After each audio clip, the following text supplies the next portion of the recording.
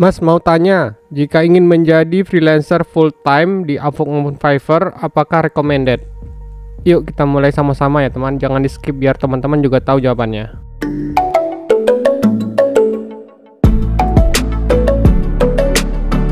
Sebelumnya jika teman-teman masih baru dan baru pertama kali berkunjung ke channel saya, yaitu channel Mas Vlogger, silahkan subscribe dulu dan aktifkan loncengnya jadi teman-teman tidak ketinggalan jika ada video terbaru dari Mas Vlogger. Kalau misalnya teman-teman memutuskan ingin menjadi freelancer full time, itu saya menyarankan seperti ini dulu teman-teman. Jadi jawabannya adalah tiap orang itu kan kondisinya beda-beda. Misalnya cari kerjaan, teman-teman tuh coba aja dulu. Pertama cari kerjaan dan project yang ada di Upwork ataupun di Fiverr. Mungkin mulai dari skala kecil teman ataupun skala besar ya, kayak gini lah contohnya. Kira-kira ini kan contoh proyek bayar gas yang ada di proyek yang ada di Fiverr ya teman. Kemudian kalau misalnya sudah nyaman teman-teman ya, nanti teman-teman baru bisa mutusin untuk full time.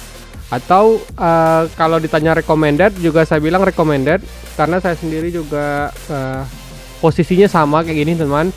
Dulu saya juga start sebagai freelancer itu di Upwork maupun di Upwork terutama itu 2017, dan setelah saya sudah nyaman di Fiverr, lalu saya juga benar-benar serius di bidang pada foto editing dan video editing. Nah kalau misalnya dari job seperti ini, pertama mungkin dulu saya jadikan Upwork ini sebagai pekerjaan sampingan saja.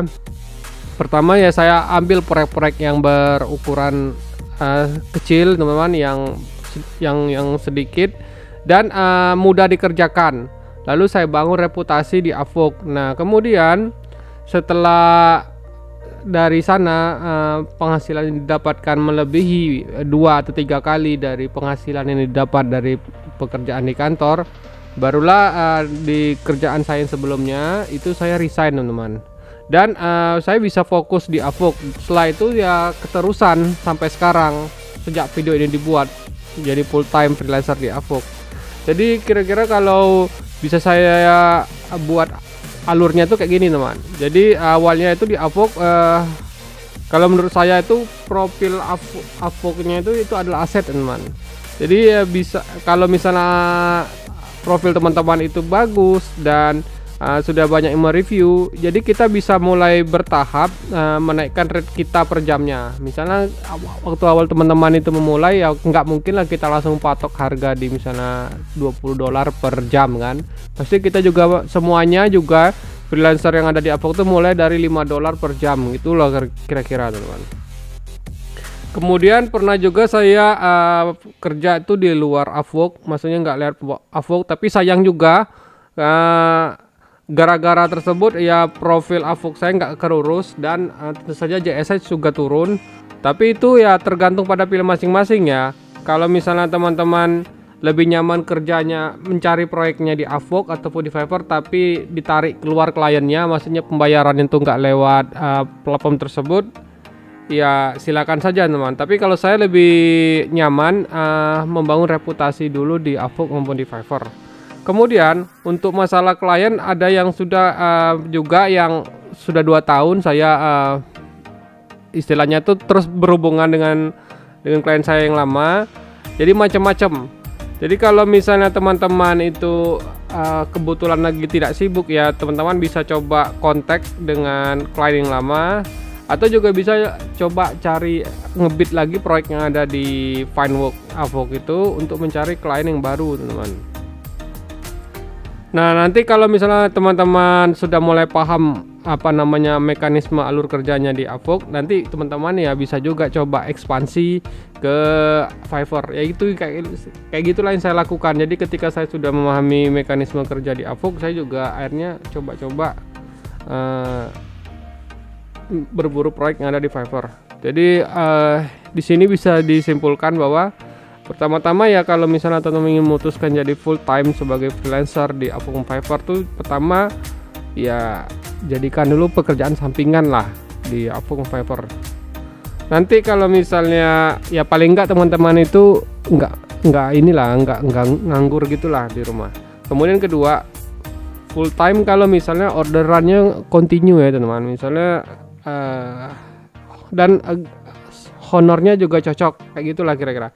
Tapi kalau misalnya kalau kadang ada kadang enggak, maksudnya itu dapat proyek di Avok Fiverr, kayaknya perlu dipertimbangkan lagi gimana caranya supaya bisa jangka panjang teman. Maksudnya itu kalau misalnya nggak stabil dapat proyek, ya mending janganlah teman-teman mutuskan full time. Lebih baik teman-teman cari dulu penghasilan yang rutin tiap bulannya, karena setiap orang itu ya kondisinya beda-beda ya. Makanya saya sarankan coba cari dulu proyek di Avok Fiverr sampai teman-teman kewalahan. Nah baru setelah itu nanti teman-teman bisa menimbang mau lanjut full time di Avok apa enggak ya, istilahnya mau lebih ke full time atau part time gitulah kira-kira. Nah juga teman-teman juga harus misalnya kita juga berharap ada klien yang long term atau yang jangka panjang yang sudah ngasih, yang sudah pasti itu ngasih job tiap bulan ya teman. Biasanya ya nanti teman-teman udah tahu sendiri lah, kalau misalnya naluri teman-teman itu sudah sering berburu proyek di Avok, nanti pasti tahu lah ya. Coba cari nanti klien yang agensi, jadi kita juga perasaan lebih nyaman bisa gajian tiap bulan.